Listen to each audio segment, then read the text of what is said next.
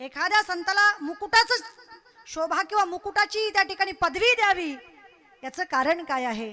पुंडलिकाने अशी कोणती साधना केली? कोणती साधना केली? आई वडिलांची सेवा केली होती. मग एक लक्षात घ्या, या नामस्मरणापेक्षाही, या साधनेपेक्षाही, या सगळ्याच खटाटोपीपेक्षाही सर्वश्रेष्ठ म्हणजे आई वडिलांची सेवा आहे. श्री पुंडलिक रायांनी कुठे ध्यान अवस्थेला जाऊन बसले नव्हते, कुठे जपाला जाऊन बसले नव्हते, कुठे तपाला जाऊन बसले नव्हते. मग काय केलं होतं? केवळ आणि केवळ आपल्या आई वडिलांची सेवा केली आहे. एवढी सेवा केली, एवढी सेवा केली की त्याला द्वारका सोडावी लागली आणि पंढरपुराकडे यावं लागलं.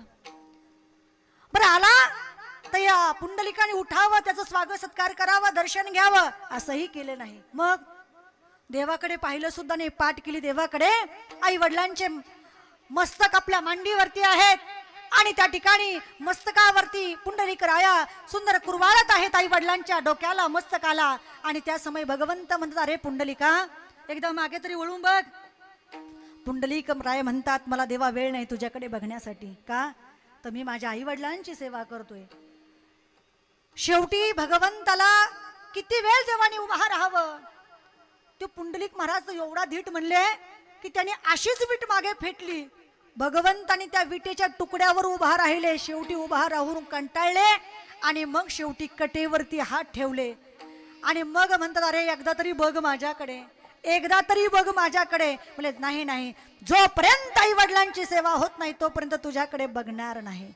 हाच संदेश तुमच्या आमच्यासाठी आहे. कथा का ऐकायच्या, भक्तांच्या कथा का श्रवण करायच्या, त्यातनं बोध घेतला पाहिजे. हे तुमच्या आमच्यासाठी आहे. मी पहिल्यापासून सांगते की कथा ही आम्हाला जागृत करण्यासाठी आहे. पुंडलिक रायांचं चिंतन करा, पुंडलिक रायांच्या चरित्राचा विचार करा की त्याने नेमकं केलं काय.